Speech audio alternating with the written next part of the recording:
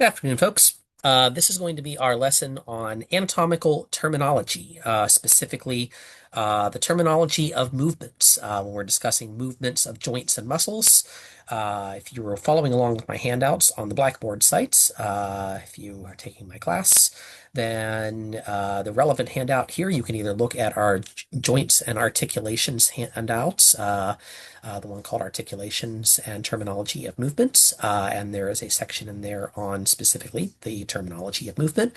Or you can look at the general handout on anatomical terminology, and there's a section specifically on the terminology of movement in there that would be helpful.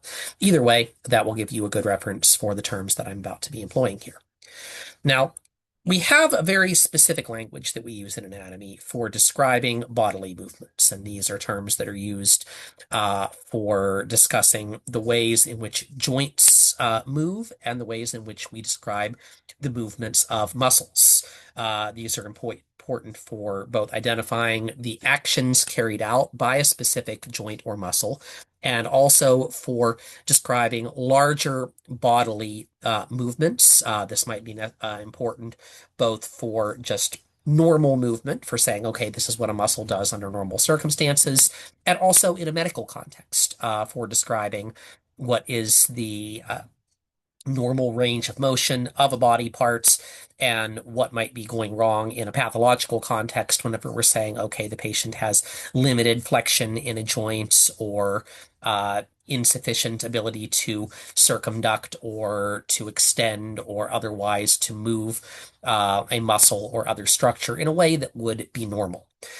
So we have a very specific and precise terminology for describing the kind of movements that joints and muscles engage in that sort of bridges our understanding between joints and skeletons and bones and enables us to know in a very particular way exactly what kinds of movements can be done. Now, most of these movement terms that I'm about to give you are going to be paired terms. You'll have a term for movement, and then you will have that term that is going to be linked with its opposite movement. So I will have a term like, for example, flexion, to flex a joint, and then its opposition term, extension, which is the opposite movement of flexion. So I would flex it to shorten the angle of the joint and then extend it to return it to the position that was in before. Now, when we are talking about these kind of movements, you can assume that when I am beginning a movement to describe it, that I'm starting from anatomical position unless otherwise stated. In other words, if I'm describing a joint's action or position, assume I'm describing it from the standpoint of an individual who is situated in anatomical position. That is, their posture is the standard descriptive posture of an individual standing upright, limbs at their sides, palms forward, feet flat on the ground, staring straight ahead. Obviously, in real life, you can execute a bodily movement from any number of different angles or positions. You could start flexing a joint whenever that limb is not necessarily, neatly at your side, or your feet are not necessarily flat on the ground or whatever. And that wouldn't change the fact that the movement is still flexion or extension or abduction or whatever. But for the purposes of us identifying what these movements are and explaining them, we're going to assume an individual in that anatomical position posture. Now, as I go through these movements with you, what I'm going to be doing here is I'm going to be describing them, but I'm also going to be demonstrating them.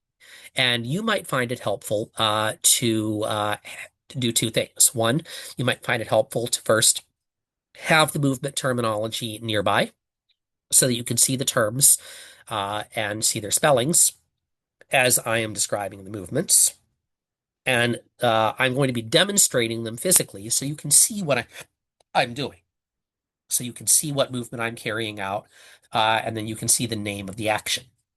Secondly, you may find it very helpful to carry out the movement in your own body. In other words, as I'm describing what this movement looks like and you're seeing me enact the movement in my own body, I recommend that to the extent that your circumstances enable you to do so, carry out that movement for yourself. Perform the movement with your own body, with your own limbs. And when you are learning these terms, when you are practicing these terms, when you are carrying out these actions in your own body, in your own person, I highly recommend that all of you do exactly that. That you practice using your own body. You are your own cheat sheet that I cannot take away from you. That you carry out these actions with your own person. Practice them in front of a mirror where you can see the action happening in your body. Practice them with another person if you can, where you can see them happening in another person's body. You will find resources online where you can see videos of terminology of movement and see people carrying out all of these actions. And here for this course, on the course website, you will find resources like Anatomy TV and the LibGuides that will have videos showing you people carrying out these actions as well, and diagrams of people performing these actions so that you can see a visual example of all. Whatever is going to help you to kinesthetically or visually learn these things rather than just seeing them in writing is going to be an incredibly valuable tool for seeing how they work. Now, if you will allow me a moment here, I'm going to position myself and position my camera so that you can all see what I'm about to be doing, and you can watch me carrying out the various actions that we are going to be seeing at work here. All right.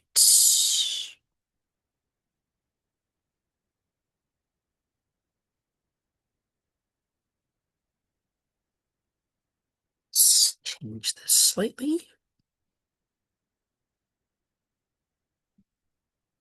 Changing the angle here so that you can see more of my body. All right. Now you're looking at me from anatomical position. You see I'm starting from standard anatomical position, looking forward, upper limbs at my side, palms facing forward. You can't see my feet right now. My feet are on the ground with my toes pointing forward so that I can carry out bodily actions and you can see the movements that I am enacting. Now let's go through some common anatomical movements and see what the terminology is for them. These terms are all going to be found in both of the handouts, and again, most of them are going to be paired terms. So we're going to see what different pairs of terms of movement look like. Now, very common one that we're going to see is the terms abduction and adduction. Abduction with AB, adduction with ADD at the front of the word. When I carry out the movement of abduction, think about it logically, when you abduct someone, what do? You take them away. When you abduct a part of the body, you move it away from the midline. So this is the movement of abduction. When I abduct one of my limbs, I am taking it away from the midline of something. So that is the abduction of my upper limb. Here you see the abduction of my lower limb, moving it away from the midline. Here you see I can carry out abduction of my digits away from the midline of my hand. All those movements are abduction movements. Now, the opposite movement to abduction is adduction. Adduction is to bring something back closer to the midline. So here we have abduction. Here we have adduction. Abduction, adduction. Abduction of my digits, adduction of my digits.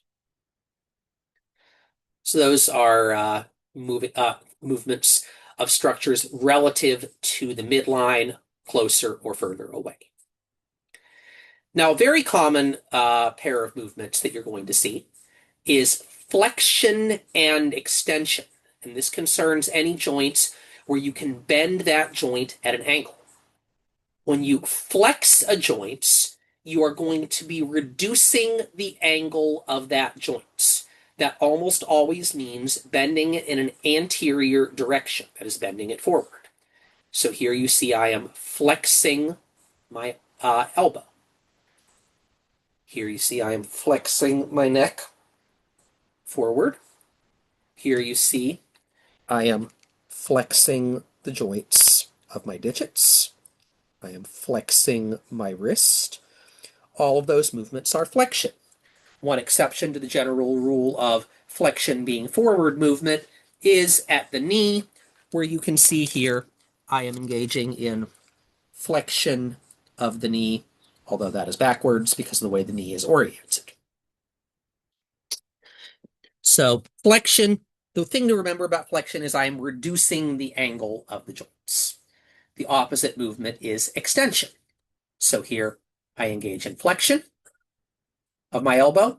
Now I am engaging in extension. Here we see flexion of the wrist, extension of the wrist. Flexion of my digits, extension of my digits.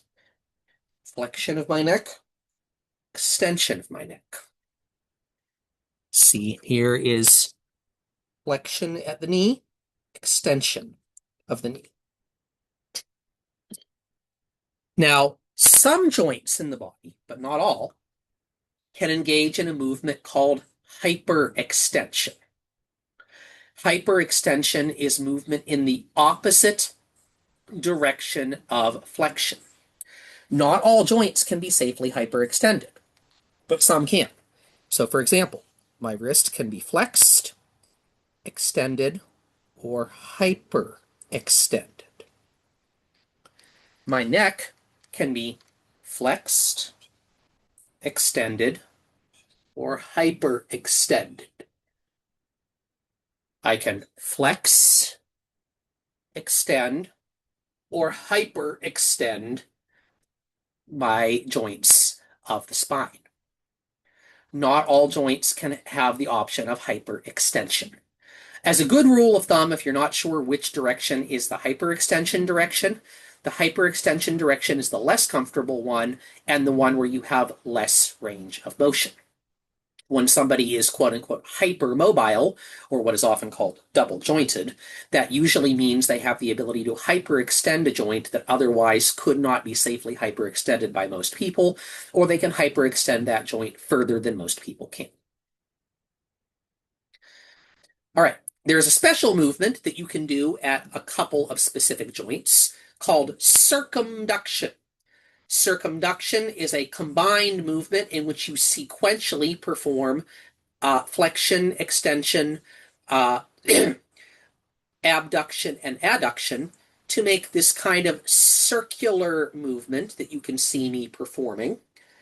You will note that when I am engaging in circumduction, that my palm of my hand remains facing forward the entire time, and my upper limb is making this sort of cone-shaped movements. Circumduction is only possible at a couple places in the body. I can do circumduction with my upper limb. I can do circumduction with my lower limb. I can do circumduction at the wrist. And although you can't really see me doing it, I can do a little bit of circumduction awkwardly at the ankle. But not a lot of joints have that rotational capability while facing in the same direction. Speaking of, there's a movement called rotation. Rotation is when you pivot a joint in a fixed position. You can have lateral rotation, as you just saw. I engaged in lateral rotation of my head away from the midline. And you can have medial rotation, turning back towards the midline. We almost always use the term rotation with reference to the pivoting of the head on the neck, or more specifically, of the rotation of the atlantoaxial joint, allowing the turning of the head on the C1 relative to C2. Now, a couple of other special movements that we can engage in a few particular places in the body. We can engage in a movement called elevation. Elevation is lifting up a body part relative to its normal anatomical position. I am elevating my shoulders. Lowering that body part is depression. Elevation, depression. I do that with my shoulders. I also do that with my jaw. When you are speaking, You are elevating and depressing your jaw, moving it up and down as you open and close your mouth. There is another special movement you can do just with the jaw, because the jaw has an interesting joints. We talked about categories of joints in class the other day. We talked about joints being saddle joints or pivot joints or ellipsoid joints or gliding joints. Your temporomandibular joint, the TMJ, the joint that binds the jaw to the temporal bone. One of my pet peeves is people will say, oh, I have TMJ. Everybody has a TMJ because the TMJ is the temporomandibular joint. What people are really saying is they have temporomandibular joint syndrome. But the temporomandibular joint, the joint of the jaw, doesn't fit neatly into any one joint category because it's kind of like an ellipsoid or condyloid joint. It's kind of like a gliding joint, and it's kind of like a saddle joint. It has elements of all three of those. And the jaw has several possible movements. The jaw can go up and down. It can elevate and depress. The jaw can also go forward and back. Forward and backward movement in the body is called protraction and retraction. When you move a structure forward anatomically, that is called protraction. See, I am protracting my shoulders. I am moving my upper limbs forward. Pulling something back is retraction. Protraction, retraction. You can do that with your jaw as well. I can't talk while I'm doing it, but watch as I pull my jaw backwards, retraction, and then push it forward again, protraction.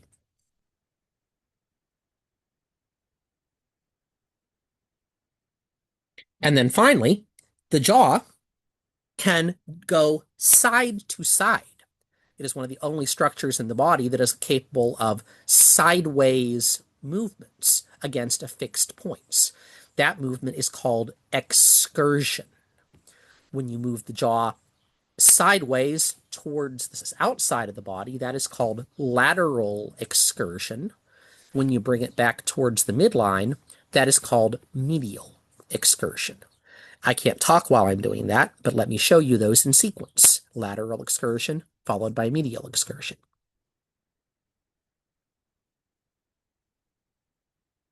You do all of these things when you're chewing. When you're chewing, you open your mouth, which is depression. You move your jaw sideways, outward, which is lateral excursion. You close your jaw, which is elevation, and then you bring it back towards the midline, which is medial excursion. So your jaw kind of describes a circular movement when you chew.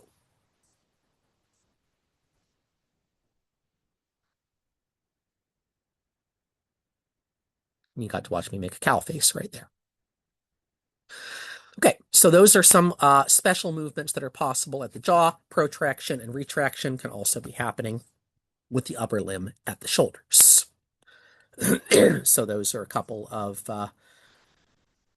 unique bodily movements that are things you can do in there.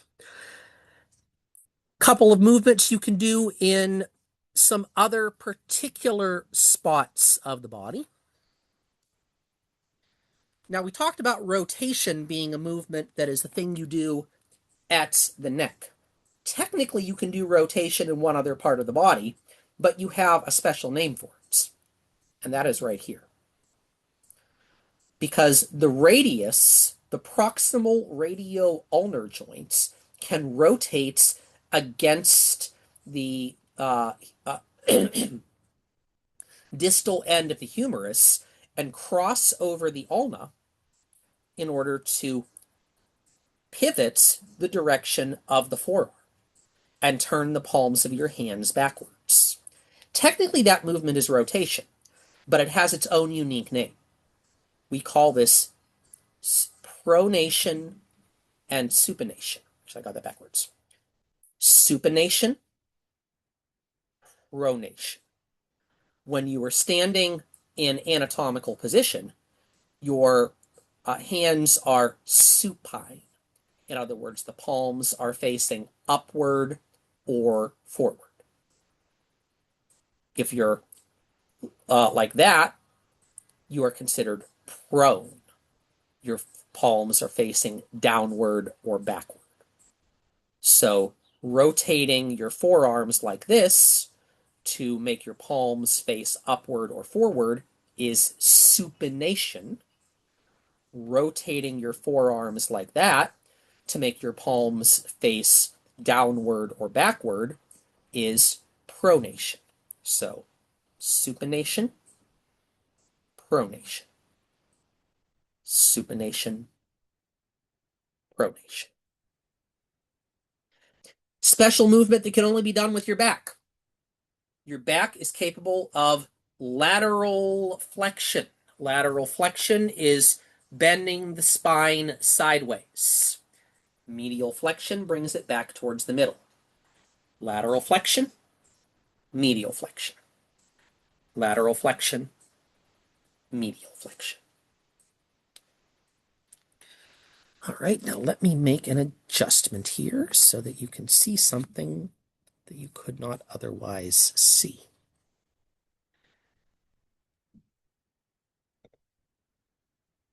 Last but not least, in terms of our terminology of movements, I need to show you a couple of special movements that are only possible at the foot and ankle.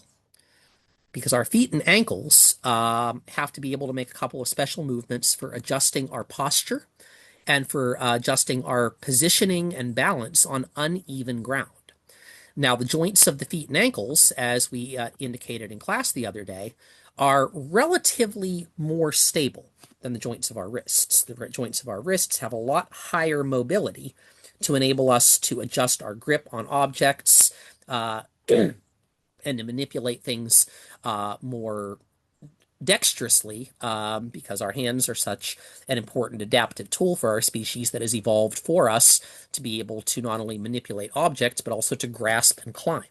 But we, as an upright walking primate, have evolved more stability and weight bearing on our lower limbs. A chimpanzee or a gorilla has more flexibility in their feet than we do. Their feet are more like hands, but they're not as good at weight bearing on their feet as we are. They have less stability in return for more flexibility. Now, we, on the other hand, have less flexibility in our ankles, but we have more stability in our ankles. So that way the ankle is a better tool for weight bearing. That said, the ankle does have to be able to make adjustments in order to maintain our balance on uneven surfaces and to distribute our weight properly. So, although there is less flexibility in the ankle than there is in the wrist, it does have some range of motion and the ability to make adjustments accordingly. So there are some special ankle movements we have to be able to discuss. And I'm going to show you now some particular movements that are only possible at the ankle. Taking off my shoes here so you can see what is going on with movements of the ankle. Two sets of special movements that are possible at the ankles. One, we have a movement called dorsiflexion, and that's all one word, dorsiflexion. Dorsiflexion is when you flex the ankle so the toes are pointing upward. So this is dorsiflexion, what I'm doing right now. So basically you're balancing on your heel and the toes point upward. That movement is dorsiflexion. The opposite movement is plantar flexion. Plantar flexion is the movement where you are flexing your ankle so that the toes point downward. Like if you're standing on your tiptoes, that movement is plantar flexion. Plantar flexion is two separate words. Dorsiflexion is all one word. Plantar flexion is two words. Now that is all anterior to posterior line movement. You don't have a whole lot of medial to lateral flexibility in the ankle, but you have a little bit of medial to lateral flexibility in the ankle. And so there's a little bit of flexion you can engage in here. We have the movement that I am doing right now. This movement is called inversion. Inversion is when you turn the ankle inward so that the sole of the foot points inward. Obviously, I'm doing it to kind of an extreme degree that you seldom do this much in real life, but the ability to slightly rotate the ankle inward is important again for maintaining balance and positioning of the foot on uneven ground. So this is inversion. The opposite movement, which you even have less ability to do, and try this yourself, and you'll see that you have very little ability to rotate the sole of the foot outward, is called eversion. So eversion is moving the ankle so the sole of the foot turns outward. And you'll see if you try it yourself, you have very little ability to do that. But because the malleoli of the ankle stabilize the ankle and prevent the foot from turning too far outward as a mechanism for maintaining your balance. But once again, you do have to have some small ability to turn the sole of the foot outward for maintaining footing on uneven ground. And it is a movement you can technically do. So inversion, eversion, inversion, eversion. So those are our special ankle-based movements. Let me just sort all of that out. Now, obviously, these are all movements that can be performed together. You know, any given bodily movement that you execute can be done together with another movement. So I can supinate while flexing. I can rotate my head while also elevating my chin. You know, these are movements that your body executes in tandem. More than one action can be carried out at the same time. And the reason for that is because different muscles have different actions that they perform, and you can be activating several muscles simultaneously in order to achieve a collected set of movements that enable you to position the body exactly where you want to position it. There's a part of the brain we're going to be talking about when we discuss the nervous system called the cerebellum, whose entire job is to coordinate muscular actions to make sure that whatever your body wants to move itself to an exact position and to move specific organs and specific structures, organs in this case being muscles and bones, to exactly where you want them to go, that the signals arrive at exactly the right muscles in exactly the right sequence to make sure that all of the right movements go in the correct order, so that if I want to move my digits like that and move my limb like that, that I can carry out whatever complicated range of movements that I want to in exactly the right order to do all of the things that I want to do in exactly the sequence that I want to carry them off. And that enables you to do things like what I just did. Okay, folks. So that has been a description of our basic terminology of movement. Once again, practice it in your own bodies. Practice it where you can see it. Look at some videos of other people doing it. Look at another human being doing it if you can. And we will be practicing this more in class as well. Hope you all have a good day. Thank you very much. Take care.